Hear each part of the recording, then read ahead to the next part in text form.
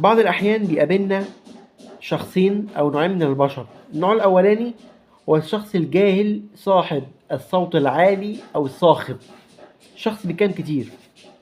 الشخص ده يعتبر جاهل، مش كل الناس بتتكلم كتير جهلة، أنا فاهم، بس في ناس معينين كده احنا بناخد عنهم انطباع معين إن هم جهلة، ولكنهم بيعملوا منظر ومظهر وكاريزما مفتعلة لما بيتكلموا كتير في مجتمع معين أو في تجمع معين وهكذا. ده النوع الأول. النوع الأول هو الشخص الجاهل الذي يتكلم كثيرا من أجل الصخب، يعني هو بيعمل صخب ودوشة عشان يلفت النظر. النوع التاني بقى المقابل له شخص قمة في العلم والثقافة والفكر، ولكنه قليل الكلام، بيتكلم وقت الكلام، وقت ما يجي الفرصة للكلام بيتكلم، ولكنه قليل الكلام. هنا الشخص العادي اللي زي حالاتنا بيقع في مفارقة.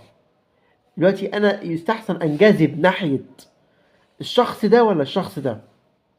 الشخص الكثير الكلام اللي هو كلامه كله صاخب ومنظر فقط، منظر مجرد منظر مش أكتر، ولا الشخص قليل الكلام اللي عنده معلومات كتيرة جدا ولكنه يفضل عدم الكلام وعدم الحديث والاكتفاء بالذات والانطواء عن النفس إلى آخره. هنا بنقع في مفارقة مهمة جدا، وهي مفارقة ان بشكل عام الشخص اللي بيتكلم قليل ده وعنده معلومات كتير، احنا لو خدناها استفرطنا فيه بمعنى صح، لو خدناها على انفراد وقعدنا نتكلم معاه ونحلبه في الكلام كده، هيطلع لنا من بقه، تطلع من بقه كنوز، بمعنى الكلمة كنوز، بقه هيطلع كنوز. ده لو احنا استفرطنا يعني انفرادنا بيه وقعدنا نتكلم معاه على انفراد. لكن على الجهة المقابلة الشخص الصاخب اللي بيتكلم كتير، اللي عامل دوشة على الفاضي، الثرثار اللي عامل ضجة على الفاضي وصخب على الفاضي، الشخص ده من جوه فاضي، هو من جوه شخص أجوف، من جوه مفيش معلومات، فقط بيتكلم.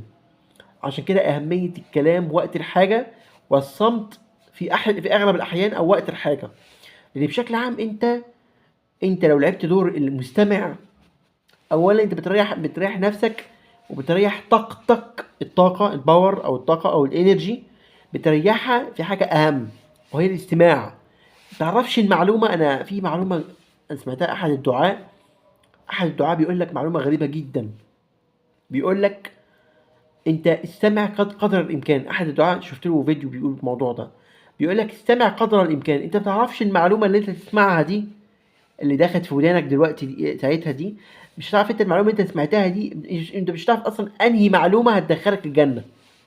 شوف تخيل الوصف بتاعه. بيقول لك انت ممكن استمع قدر الامكان للناس كلها، لانك انت تعرفش انهي معلومه هتسمعها وهوبا هتطبقها، او حتى استمعت ليها واتاثرت بيها داخليا هتدخلك الجنه. تعرفش انهي معلومه هتدخلك الجنه، تعرفش انهي معلومه انت تجهلها وفجاه انت استمعت اليها من احد الاشخاص اللي ربنا اتكلم على لسانه. ما تعرفش انت انهي معلومه من انهي معلومه دي، انهي معلومه من المعلومات دي كلها هتدخلك الجنه اللي انت سمعتها طول حياتك. تعرفش، قدر عند ربنا، تعرفش.